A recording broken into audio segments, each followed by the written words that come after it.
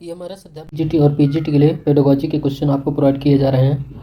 आज का practice set number 11वां होगा। हमने 10 प्रैक्टिस सेट ऑलरेडी कंप्लीट कर लिए हैं। अगर आपने वीडियो नहीं देखे हैं तो इन्हें ज़रूर देखें। तो पहला इसमें जो क्वेश्चन पूछा गया है, शिक्षण की अवधि के लिए सबसे महत्वपूर्ण विचार निम्न पर आधारित होना चाहिए। तो इसका सही आंसर हो जाएगा नेचर ऑफ द सब्जेक्ट, विषय की प्रकृति के अनुसार। इसका डी ऑप्शन राइट आंसर है।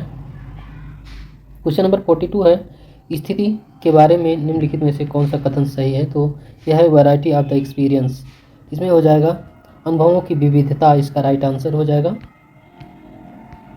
क्वेश्चन नंबर 43 है, एक लक्ष्य शिक्षण स्थिति के बारे में निम्नलिखित में से कौन सा कथन सही है।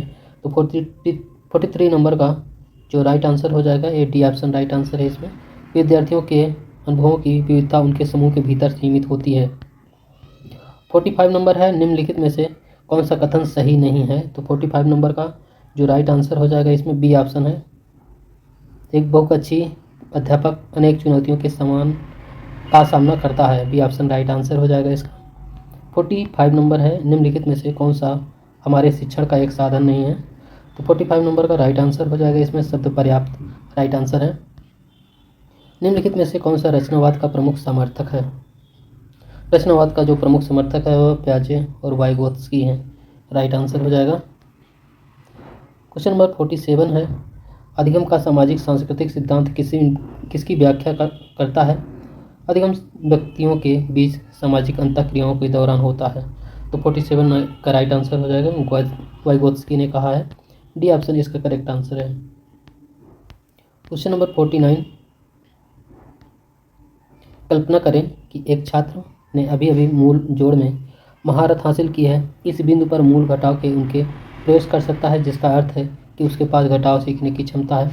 संभवतः मार्गदर्शन समर्थन इसमें महारत हासिल करने के सक्षम होंगे। तो इसमें 48 नंबर का जो राइट आंसर हो जाएगा, इसमें हो जाएगा zone of proximal development, right answer है।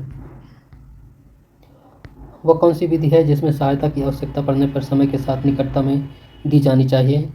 तो 49 नंबर का राइट आंसर हो जाएगा इसमें, इसका फोल्डिंग राइट आंसर है। 50वां क्वेश्चन है, रचनावादी कक्षा में निम्नलिखित में से किस गतिविधि को प्रोत्साहित नहीं किया जाता है। 50वें नंबर का राइट आंसर हो जाएगा रटकर याद करना। 51 नंबर है, सूक्ष्म शिक्षण का आविष्कार किसके द्वारा किया गया था। तो 51 नंबर का राइट आंसर है इसमें ड्वाइट एलन, इसमें D C option right answer है। इस माइक्रो टीचिंग के बारे में बात की गई है, इसका आविष्कार। और 52 नंबर है, सूक्ष्म शिक्षण चक्र में शिक्षण कितने मिनट तक चलता है। तो माइक्रो टीचिंग जो होती है ये चलती है 6 मिनट तक, सी ऑप्शन राइट आंसर हो जाएगा इसका। बहुत अच्छा शिक्षण के दौरान किसी भी प्रकार का समूह बनाते समय निम्नलिखित में से किन बातों को ध्यान में रखना चाहिए। तो 53 का जो राइट आंसर हो जाएगा इसमें 53 का इसमें बी ऑप्शन सही है। 1 और 2 दोनों कथन सही है। इसमें समूह छोटा होना चाहिए जिसमें 4-5 बच्चे छात्र हों। विद्यार्थियों को उनकी रुचि और आवश्यकता के अनुसार एक समूह से दूसरे समूह में जाने की अनुमति दी जानी चाहिए। सूक्ष्म शिक्षण चक्र की अवधि कितनी होती है। 54 नंबर का राइट आंसर हो जाएगा इसमें बी ऑप्शन है 40 मिनट। क्वेश्चन है, बहुग्रेड शिक्षण में प्रचलित होता है। 55 नंबर का राइट आंसर है इसमें सी ऑप्शन है। 1 और 2 दोनों है, कम जनसंख्या वाले ग्रामीण क्षेत्र जिन स्कूलों में छात्रों की संख्या कम है। 56 नंबर में मल्टीटास्किंग मल्टीग्रेड शिक्षण के 4 पहलुओं पर विशेष ध्यान दिया जाता है। निम्नलिखित में से कौन से वे पहलू हैं। तो इसमें जो पहलू दिए हैं, कक्षा संगठन, छात्रों का समूहन, अधिगम सामग्री का उपयोग, उचित योजना। तो इसमें बी ऑप्शन राइट आंसर हो जाएगा इसका। क्वेश्चन है 57 नंबर, किसने तर्क दिया कि स्वयं के लिए खोज में अभ्यास किसी को इस तरह जानकारी प्राप्त करना सिखाता है जो समस्या को हल करने में उस जानकारी को अधिक आसानी से व्यवहार्य बनाता है। इसका सही आंसर हो जाएगा जेरोम ब्रूनर, करेक्ट आंसर हो जाएगा। ये क्वेश्चन इंपॉर्टेंट है, ब्रूनर से रिलेटेड क्वेश्चन पूछे जाते हैं। क्वेश्चन नंबर 58, डिस्कवरी लर्निंग की उत्पत्ति का श्रेय किसे दिया जाता है। तो इसका श्रेय दिया जाता है जेरम ब्रूनर को, बी ऑप्शन राइट आंसर है। अध्यापन के दौरान एक बहुस्तरीय स्थिति में उत्पन्न होती है, ये इसका 59 नंबर है। जो इसका जो करेक्ट आंसर हो जाएगा इसमें मोनोग्रेड स्थिति और बहुस्तरीय स्थिति, 1 और 2 दोनों कथन इसमें राइट आंसर है। ब्लूम वर्गीकी के संज्ञानात्मक क्षेत्र में निम्नलिखित में कौन संचार को उसके घटक भागों में विभाजित करके उनके बीच संबंधों को प्रकट कर सकता है? तो 60वें नंबर का सही आंसर हो जाएगा इसमें विश्लेषण, एनालिसिस राइट आंसर है। 2001 में ब्लूम के टैक्सोनॉमी के संशोधित संस्करण में संज्ञा संश्लेषण को निम्नलिखित में से किस क्रिया में बदल दिया गया था? 61 का जो राइट आंसर हो जाएगा सृजन, बनाना, क्रिएटिंग राइट आंसर है इसका। कक्षा में जो पढ़ाया जाता है उसकी व्याख्या ब्लूम के वर्गीकी के किस श्रेणी में आता है? तो 62 नंबर का राइट आंसर है इसमें समझ करेक्ट आंसर हो जाएगा। ब्लूम की टैक्सोनॉमी में वह तरीका शामिल है जिससे हम भावनात्मक रूप से चीज़ों से निपटते हैं, जैसे कि भावनाएं, मूल्य, प्रशंसा, उत्साह और प्रेरणा। तो इसमें 63 का करेक्ट आंसर हो जाएगा इसमें। ये ऑप्शन सही है, भावात्मक उद्देश्य। आगे क्वेश्चन नंबर 64 नंबर है, ब्लूम के वर्गीकरण के 3 पहलुओं में से शामिल नहीं है। तो 64 का सही आंसर हो जाएगा इसमें समीपस्थ पहलू। 65 नंबर क्वेश्चन नंबर है, संशोधित ब्लूम की टैक्सोनॉमी 2001 में सूचना के बारे में निर्णय लेने के लिए, राय प्रस्तुत करने और बचाव करने के लिए मानदंडों को एक सेट के आधार पर विचारों या काम की गुणवत्ता को मान्य करना और समस्याओं को एक महत्वपूर्ण तरीके से देखना की श्रेणी के अंतर्गत आता है? तो ये आता है मूल्यांकन की श्रेणी में, डी ऑप्शन राइट आंसर है इसमें। साइकोमोटर डोमेन को व्यवहार के प्रगतिशील स्तरों द्वारा अवलोकन के लिए से लेकर शारीरिक कौशल में महारत हासिल करने की विशेषता है। सिम्पसन ने ब्लूम और अन्य के काम के इस वर्गीकरण का निर्माण किया, गलत विकल्प चुने। 66 का राइट आंसर हो जाएगा इसमें ध्यान, अटेंशन। 5E मॉडल का विकास किसने दिया था? तो 67 नंबर का राइट आंसर हो जाएगा रोजर बेबी ने दिया था।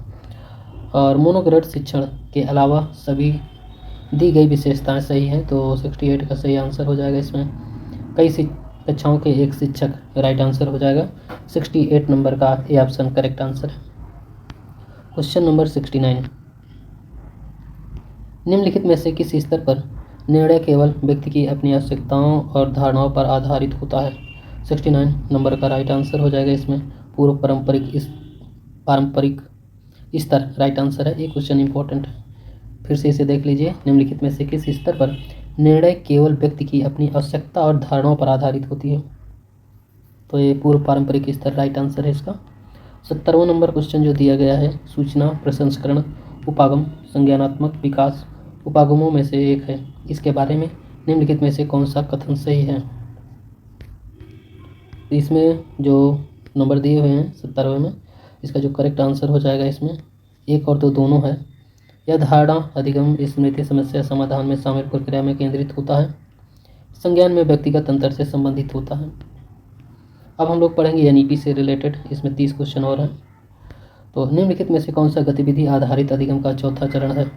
71 नंबर का जो सही आंसर हो जाएगा इसमें बी ऑप्शन, दोहराना, रिपीट। लोक अध्यापन कला बच्चों के बारे में निम्नलिखित में से कौन सी धारणा प्रतिबंधित होती है?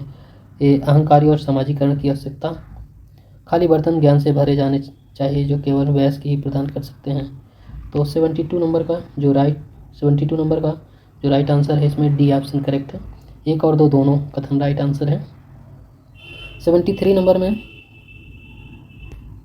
निम्नलिखित में से कौन सा पहलू यह विश्वास दिलाता है कि एक कक्षा में कोई क्रियाकलाप ठीक से चल रहा है? तो 73 का सही आंसर हो जाएगा इसमें सी ऑप्शन राइट आंसर है।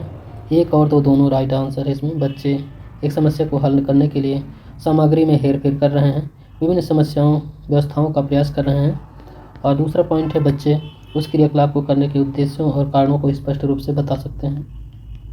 छात्रों को एक प्रयोग का प्रदर्शन करते समय निम्नलिखित में से किस बैठने की व्यवस्था का उपयोग किया जाना चाहिए? तो 74 नंबर का जो सही आंसर हो जाएगा सी ऑप्शन राइट आंसर है इसमें केवल एक कथन सही है, शिक्षक के सामने आधे घेरे में बैठे छात्र। और क्वेश्चन 75 नंबर, इसमें शिक्षण अधिगम के लिए एक दृष्टिकोण है जिसमें प्रतिभागी किसी गतिविधि में संलग्न होते हैं, प्रतिबिंबित करते हैं, गंभीर रूप से गतिविधि पर और उपयोगी अंतर्दृष्टि सीखने को प्राप्त करते हैं। विकास परक और अनुभव परक, इसमें जो 2 पॉइंट दिए गए हैं इनमें से, तो 75 नंबर का राइट आंसर हो जाएगा। केवल दूसरा इसमें सही है। दूसरा पॉइंट में इसमें अनुभव परक, ये पॉइंट सही है इसका। Question number 76। 76 में जो क्वेश्चन पूछा गया है, इसमें शिक्षण अधिगम की प्रक्रिया में योग्यता आधारित उपागम की सीमाएं क्या है। योग्यता आधारित सीमाओं के बारे में बात की गई है, तो इसमें केवल पहला ऑप्शन सही है। दक्षताओं उपदक्षताओं की विस्तृत सूची के लिए गतिविधियों और परीक्षण वस्तुओं को डिजाइनिंग हमेशा व्यवहारिक नहीं हो सकती है। और 77 है, निम्नलिखित में से कौन सा अनुभवात्मक अधिगम की एक विशेषता नहीं है। तो इसमें 77 का जो राइट आंसर हो जाएगा, अधिगम तार्किक दलीलों के माध्यम से होता है। 78 नंबर है। 78 में अधिगम में दक्षता आधारित उपागम को निम्नलिखित में से क्या सीमा नहीं है, एक सीमा नहीं है जो, तो इसमें डी ऑप्शन है। डी ऑप्शन में दिया है, प्रत्येक विद्यार्थी की अधिगम संबंधी गतिविधि में भिन्नता के कारण अध्यापक की सभी विद्यार्थियों तक पहुंच संभव नहीं है होती है। और 79 नंबर है, निम्नांकित में से क्या सामुदायिक अधिगम का उदाहरण हो सकता है। तो 79 का सही आंसर हो जाएगा परियोजना आधारित अधिगम। क्वेश्चन है, कक्षा में दक्षता आधारित शिक्षण से आप क्या समझते हैं। तो 80 नंबर का सही आंसर हो जाएगा रटन अधिगम से स्व अधिगम में अंतरण। निम्नलिखित में से क्या दक्षता आधारित उपागम के अंतर्गत नहीं आता है। 81 का सही आंसर हो जाएगा इसमें फार्मूले को याद करना। निम्नांकित में से क्या प्रायोगिक अधिगम का अवयव है। 82 नंबर में राइट आंसर हो जाएगा इसमें कार्य निष्पादन के माध्यम से अधिगम करेक्ट आंसर हो जाएगा। क्वेश्चन नंबर 83 नंबर है, विद्यालय में, इसको फिर से देखते हैं, विद्यालय में कौशल व्यावसायिक पाठ्यक्रमों के पीछे मुख्य विचार क्या हैं। तो 83 नंबर का जो सही आंसर हो जाएगा इसमें हेलिस्टिक विकास करेक्ट आंसर है। और क्वेश्चन नंबर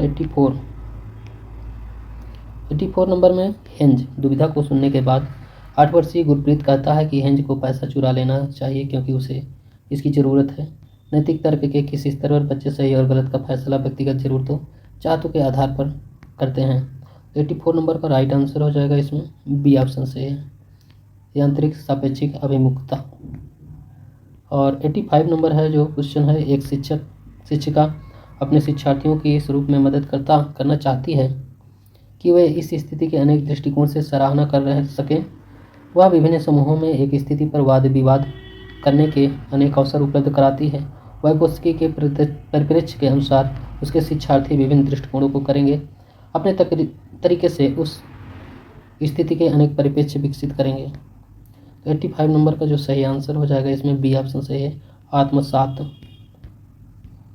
86 कक्षा अध्यापक ने राघव को अपनी कक्षा में अपने कीबोर्ड पर स्वयं तैयार किया गया मधुर संगीत बजाते हुए देखा। कक्षा अध्यापक ने विचार किया कि राघव में बुद्धि उच्च स्तरीय है। तो 86 नंबर का जो सही आंसर हो जाएगा 86 का सी ऑप्शन सही है, संगीतमय।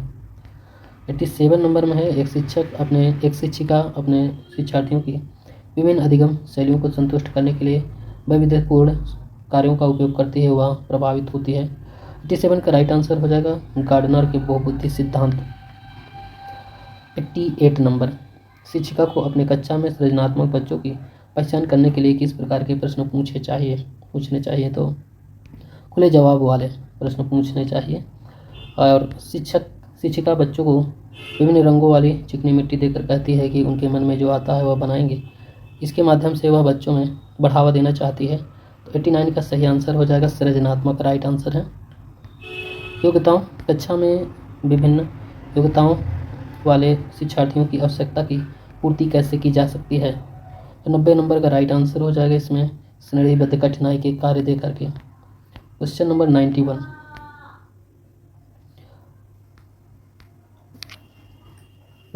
नंबर है। 91 में नवगठित मसौदा एनईपी 2020 के अध्यक्ष कौन थे।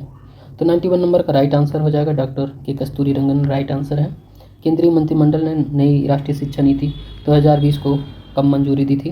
92 नंबर का सही आंसर हो जाएगा इसमें जुलाई 2020, 29 जुलाई। नई शिक्षा नीति स्तंभों पर आधारित एनईपी 2020 में कितने स्तंभ हैं। 93 नंबर का राइट आंसर हो जाएगा 5 स्तंभ हैं। एनईपी 2020 ने प्रारंभिक बचपन देखभाल और शिक्षा के लिए शैक्षणिक ढांचे का प्रस्ताव रखा। ईसीसी शैक्षणिक ढांचे का क्या नाम है? 94 नंबर का राइट आंसर हो जाएगा इसमें है ये बी ऑप्शन सही है, NCEFECCE। 95 नंबर जो क्वेश्चन है हमारा, पूरे देश में उच्च गुणवत्ता वाली ईसीसी तक सार्वभौमिक पहुंच का लक्ष्य चरणबद्ध तरीके से लागू किया जाएगा।